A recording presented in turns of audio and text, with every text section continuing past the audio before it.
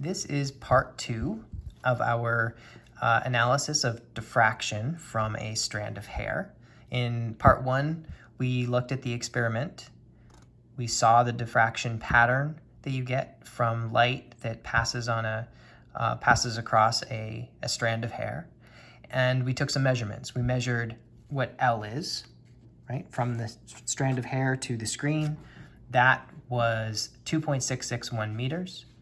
And we measured the distance from the central maximum to the first order maximum, and that distance was 0.037 meters.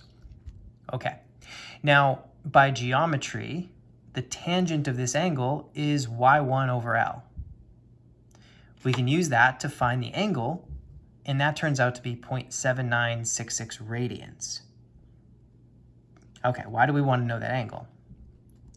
Well, that angle is going to be related to the path difference between the beam that came from the bottom side and the beam that came from the top side, or from the left side and the right side, as the case may be. And the condition for constructive interference is that the path difference is d times the sine of the angle. And when that is equal to m times the wavelength, we get constructive interference, and m is just any integer. The integer we're looking for is the first order maximum, so m is 1. All right, so when m is 1, we know what theta 1 is. The wavelength is the wavelength of the laser. That is written on the laser, and it's 532 nanometers. So we can plug everything in to solve for d.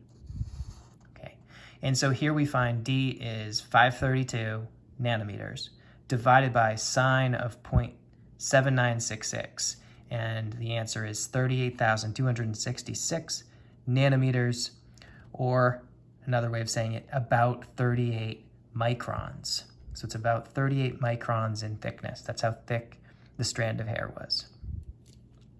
Okay, so we could end there, but I also wanted to use this as a way to introduce the small angle approximation and make sure that everyone understands what that was. So if this L is really big compared to the Y, then this angle is going to be really small. And when the angle is really small, the tangent of the angle is approximately the same as the sine of the angle. They're both pretty close. You can try this in your calculator, plug in really small angles and do the tangent and do the sine, and you should get pretty close to the same answer. And in that case, we can skip doing the trig functions and just use this approximation. And lambda wavelength is approximately d times y1 over L. Or rearranging d, which is what we're looking for, is wavelength L over y1.